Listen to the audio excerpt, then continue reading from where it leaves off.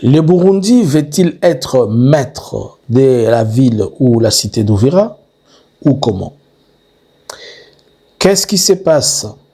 Une bataille aller-retour sur point zéro. Bonjour, bonsoir. Nous vous saluons de partout, vous êtes en train de nous suivre. Nous, c'est Analysons Congo. Nous venons ce matin, ce soir. Aujourd'hui, nous sommes le 30 janvier 2026. Nous venons vers vous pour analyser quelques-unes des situations des choses qui sont en train de se passer sur le terrain. Si c'est votre première fois de nous suivre ici, nous vous demandons de liker, de partager et de rester connecté avec nous. Suivez-nous sur toutes nos plateformes, suivez-nous sur tous les réseaux. Nous sommes sur YouTube, Facebook et TikTok. Abonnez-vous, likez. Ne manquez pas aussi de nous suivre sur notre nouvelle chaîne YouTube qui est en la version Swahili. Elle s'appelle Eke Swahili. Vous pouvez nous avoir sur YouTube, sur TikTok ainsi que sur Facebook. La bataille de point zéro. Qui occupe actuellement, aujourd'hui le 30 janvier 2026, point zéro? Cet acharnement, pas cet acharnement, mais la question tout autour du point zéro est devenue aussi importante qu'il faudrait que les gens comprennent. Hier, c'était l'AFC Bar M23 et les Twirranéo qui occupaient le point zéro. Mais plusieurs attaques ont été faites. D'ailleurs, on signale qu'il y a eu 3 drones kamikazes de la FARDC qui ont été abattus en venant attaquer le point zéro. Et après, ce matin, aujourd'hui, à l'aube, les combats ont commencé et la FARDC a récupéré le nouveau point zéro en faisant ainsi déloger les AFC Barem 23 Twirranéo du point zéro. Mais est-ce que ça parle, on dit beaucoup, point zéro, finalement, point zéro c'est quoi? Est-ce que c'est une chefferie? C'est un village? C'est une agglomération quelconque? C'est quoi? Non. Le point zéro n'est pas un village, n'est pas une chefferie, n'est pas une cité, n'est pas une grande agglomération. Le point zéro, c'est un passage obligé, stratégique pour le militaire et pour autre chose. Le point zéro, il se retrouve dans le plateau, dans les hauts plateaux, qui mènent directement à Minembwe. Mais occuper le point zéro devient important. Pourquoi? Puisque le point zéro donne facilement accès aux gens qui avancent vers Fizi, aux gens qui doivent contrôler Uvira, et c'est là qu'ils doivent avancer pour chercher à prendre le plateau et continuer, jusqu'à descendre dans la plaine de la Ruzizi. C'est un passage sécuritaire obligé, puisque quand vous êtes là, vous contrôlez celui qui va et celui qui sort. Y a-t-il des minéraux à point zéro qui intéressent les gens? Non, il n'y a pas de minéraux à point zéro, mais point zéro donne accès à quelques carrières. Et n'oubliez pas que le point zéro est important pour la question des ravitaillements militaires.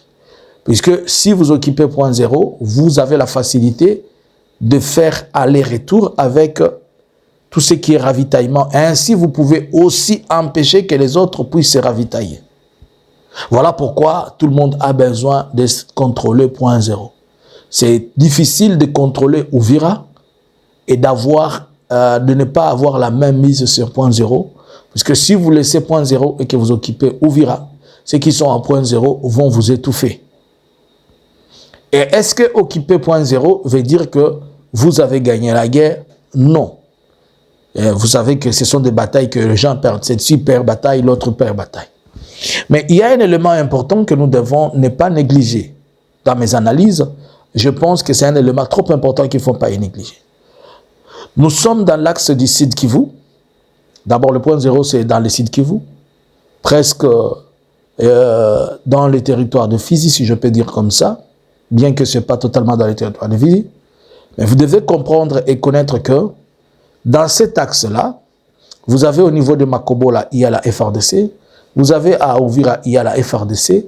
Vous avez à Fizi, il y a la FARDC. À Baraka, il y a la FARDC. C'est dans le Minembwe qu'il y a les AFC Barem 23 et d'autres endroits. n'oubliez pas, la FARDC a comme allié FARDC, Wazalendo, FNDB, les forces armées burundaises. Il a les rebelles, les milices burundaises. Il a aussi les FDLR. Et d'ailleurs, pour votre information, nous avons appris que dans les nouveaux mises à jour, si je vais dire dans les nouveaux déploiements, le changement de commandement de la FARDC au niveau d'Ouvira, on a donné le commandement logistique, oui, à un capitaine qu'on suppose qu'il est un FDLR. Donc parmi la chaîne de commandement au niveau d'Ouvira, je vais revenir avec le nom et la précision, il y a un FDLR qui figure. Donc c'est facile qu'on puisse, c'est facile que ces FDLR aussi soient impliqués dans les opérations. Alors je vais dire quoi? Je vais dire que la FARDC a mis beaucoup de troupes. Et n'oubliez pas que les troupes font aussi la guerre. L'effectif fait aussi la guerre. Ce n'est pas seulement avoir une force et une puissance de feu, ce n'est pas seulement avoir des conditions tactiques et techniques, mais les troupes aussi font, psychologiquement, les troupes troublent lorsque les gens sont en front.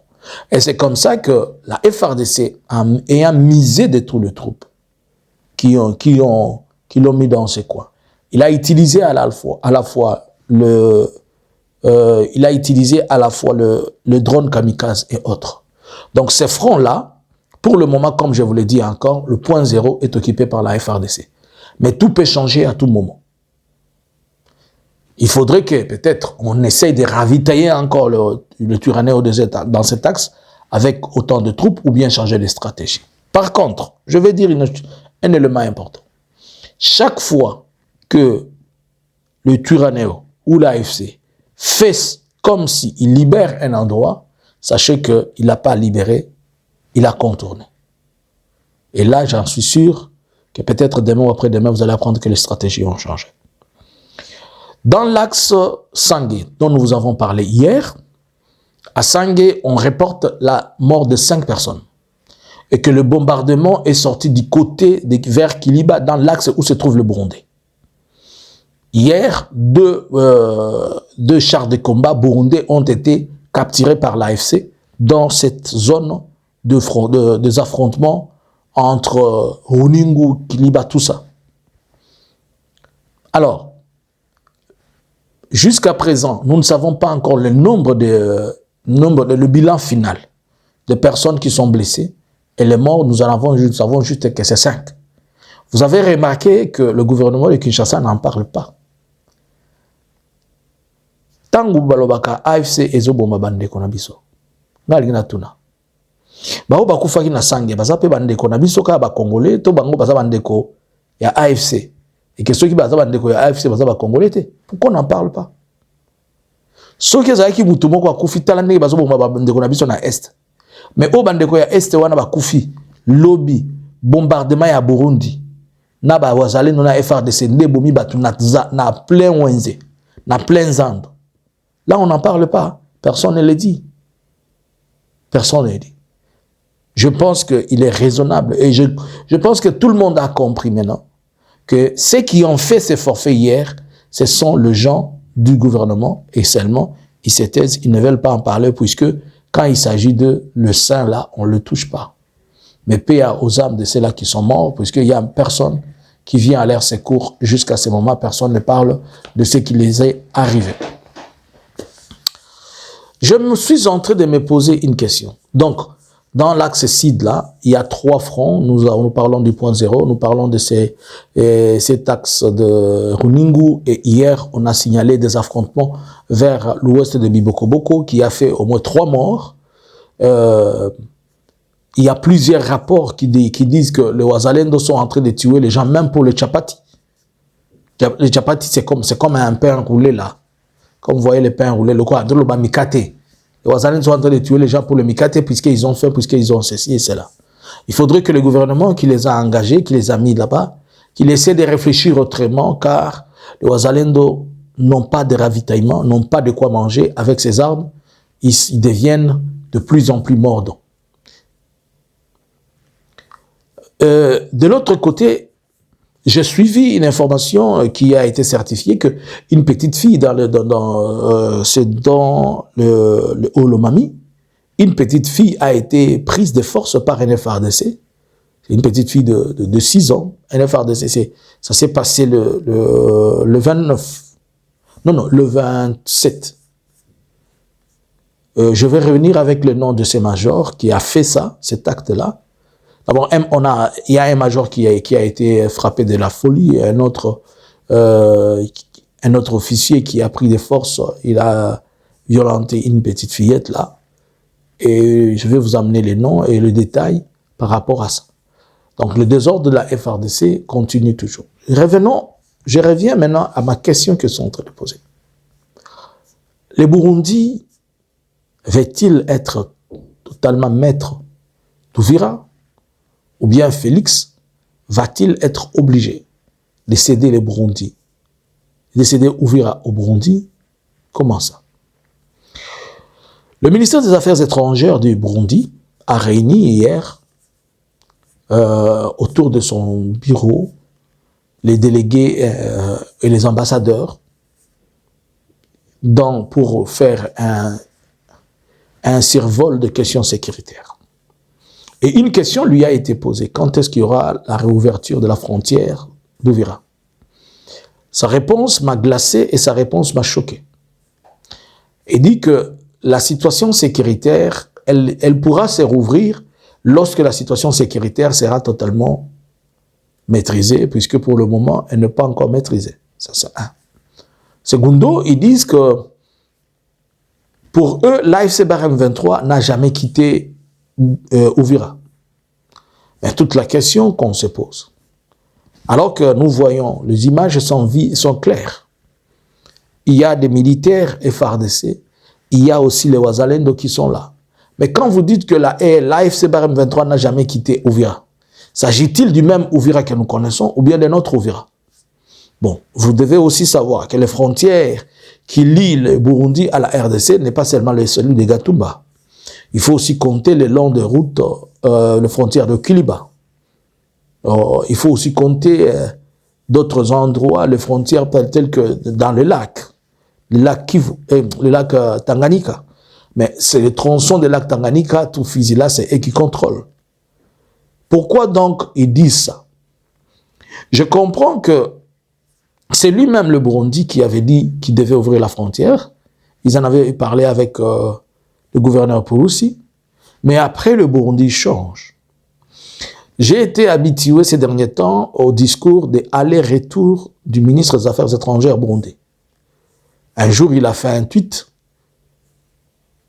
où il demandait que le Qatar donne sa position. Et quand après, on est venu les lui rappeler, il a retiré ce tweet-là. Bon, aujourd'hui, il semble se contredire ce qu'ils avaient dit avant, puisqu'ils avaient promis que la frontière allait s'ouvrir. Est-ce qu'ont-ils bien évalué la situation sécuritaire par rapport à la question du Burundi? Y a-t-il des situations internes qui empêchent le Burundi à cela? Est-ce que ça continue à être la pression où le Burundi est en train de mettre sur les Congolais qui sont au Burundi, les empêchant ainsi de pouvoir entrer chez eux? Tout ça sont des questions. Ce sont des questions que nous sommes en train de nous poser. Et ce sont des questions d'analyse, puisque le Burundi ne veut pas que les Congolais rentrent. Par contre, le Burundi trouve que tout Congolais qui est dans la partie Sud Kivu, il est d'office AFC Barème 23. Je ne sais pas si je vais retrouver quelque chose dont j'aimerais vous partager pour que vous compreniez un peu ce que je suis en train de dire là. Et comprenez pourquoi je suis en train de me poser la question, est-ce que le Burundi veut totalement le contrôle de la cité d'Uvira? Et le Burundi veut faire d'Uvira un lieu où il veut que ce soit lui qui nomme le gouverneur, qui contrôle ceci et cela. Guys, as always watched videos about people saying denied an entry or rejected visa or something. I've never known how it feels. This is more than devastating. You know, I went to Congo on 15th April, which was DRC, and I came back on the same day. And I've been to Rwanda up to today, which is 25th. So 10 days after is when I have decided to move to this side of Burundi, you know. And then after arriving here, I'm told Goma is occupied by M23, which is M23. It's the labels which are in the side of Congo. So since I have the stamp, I think I'm gonna show you, I'm not afraid of anything. You see their stamp here. So because I have their stamp, I cannot be allowed to come to Burundi. Even their citizens, when they come back maybe having that stamp, their passports are taken away and most of them are locked up. So they don't support or involve themselves with anything that concern with Congo. So I'm not supposed to go to Burundi. I am rejected. I'm supposed to go back to Kenya, my home country. Or I go back to Rwanda because they really believe Rwanda is supporting. Je vous explique ce quoi. Celui-ci, c'est un citoyen kenyan. Il est sorti du Kenya, il est passé par le Rwanda, entré aux choses... et il est passé par le Kenya et puis il est entré au Burundi. En sortant du Burundi, il est parti encore, il est rentré et il s'est retrouvé vers Goma, Kigali, des histoires comme ça. Et quand il veut revenir, le Burundi refuse son entrée. Pourquoi? On dit qu'il vient de la zone des rebelles. Et comme il vient de cette zone des rebelles, ils ne peuvent pas le permettre d'entrer. Et curieusement, c'est un citoyen kenyan. Bon, le Burundi est dans les SCC. Et les SCC, on nous a dit qu'il y a d'abord le free visa. Donc, aucun citoyen de ce contrée-là ne peut ne peut payer le visa. Bon, le Kenya n'est pas parti dans le conflit. Le Kenya fait partie de l'SCC et ils sont en bon terme avec le Burundi. Mais puisque seulement quelqu'un a traversé par Goma, il ne peut plus entrer et il a les cachets de l'AFC, il ne peut plus entrer au Burundi. Est-ce que le Burundi est en train de créer un blocus pour s'emparer et devenir maître totalement d'Ouvira, puisque dans le haut plateau, le Burundi a sa milice qui est là. La milice dont je vous avais parlé, qui est comparable aux forces du progrès, qui viennent de leur parti politique, les CNDD, les FDD, CNDD, qui est différent des CNDP. La fois passée, j'avais fait un lapsus sur ces terminologies-là. Alors, à part ça, c'est lui maintenant qui dicte ce qui doit se passer à Ouvira et ce qui ne doit pas se passer à Ouvira. C'est à cause du Burundi qu'on a mis la pression sur l'AFC pour que l'on puisse laisser que l'AFC quitte et que le gouvernement de Kinshasa fasse semblant de récupérer, mais sous la supervision du Burundi. Le Burundi veut aussi jouer le même rôle que le Rwanda est en train de jouer. Le Burundi veut être aussi comme l'Ouganda. Je pense que tous nos voisins ont opté pour la même chose. Et si aujourd'hui Félix n'a pas encore compris, peut-être il va réaliser en retard que le Burundi veut jouer le même rôle que les autres. Le Burundi veut être celui qui doit dicter les milices qui doivent être à Ouvira. Le Burundi veut être en collaboration directe avec eux. Le Burundi veut accepter qui il veut et refuser qui il veut. Et le Burundi veut contrôler tout le Sud Kivu sur l'axe plateau de la Ruzizi jusque dans les territoires de Fizi en montant par le Minembwe. Il y a aussi une chose économiquement importante. Le Burundi étant celui qui contrôle le minerai d'or, coltan, castérite, autres, qui quittent depuis le territoire de Maniema, qui traversent, et c'est là qui quittent vers le Fizi, et c'est qui quittent vers le haut plateau. Donc le Burundi va rester l'unique voie par laquelle ces choses doivent se passer. C'est pourquoi il fait ça, puisqu'il veut contrôler tout le minerai congolais et les exporter comme fait les autres à son propre nom. Je vous ai parlé dans une analyse que je vous ai fait comprendre qu'au courant de cette année, l'Ouganda a exporté pour 5 milliards, chose que l'Ouganda ne peut pas faire, bien que l'Ouganda a sur son sol quelques quantités d'or, mais il n'a pas une quantité suffisante pour lui permettre d'agir ainsi, d'avoir cette grande exportation. Et nous avons compris qu'il y a des causes multiples parmi lesquelles la RDC fait aussi partie, bien que le Soudan, il se retrouve dedans, mais la RDC fait aussi partie puisque une grande quantité de minerais quitte la RDC. Donc nous sommes en face d'une situation où il faudrait qu'il y ait un leadership au-delà de la guerre. Il faudrait qu'il y ait un leadership qui soit en mesure de pouvoir redéfinir le positionnement géopolitique de notre pays et une bonne coopération qui permette à ce que ces choses trouvent solution d'une autre façon. Le Burundi ne va pas lâcher cette partie puisque le Burundi a des contrats aussi qu'il a déjà signés avec le gouvernement de Kinshasa et il veut voir ces contrats s'exécuter un jour. Voilà pourquoi Uvira va devenir un peu compliqué. Et l'insécurité doit continuer. Il faudrait que certaines personnes se décident. Et j'ai encore du mal à essayer de comprendre totalement cette image, mais nous gardons les yeux ouverts et regardons ce qui est en train de se passer. Et nous allons essayer de vous faire comprendre. Donc, pour le moment, il n'y aura pas d'ouverture de la frontière tant que le Burundi ne se décide pas que c'est bon, puisque premièrement, ça dépend de sa sécurité. Segundo, le Burundi veut voir clair dans ce qui se passe à Uvira. Tierso, le Burundi va être le maître d'Uvira. Et quarto, le gouvernement de Kinshasa devra aussi comprendre qu'une définition de ce qu'il est en train de faire avec le Burundi est plus nécessaire que jamais, car le Burundi lui-même peut insécuriser aussi Uvira et faire de Uvira ce qu'il pense. Que pensez-vous? À vous les claviers. Bonjour, bonsoir. Analysins Congo subscribers.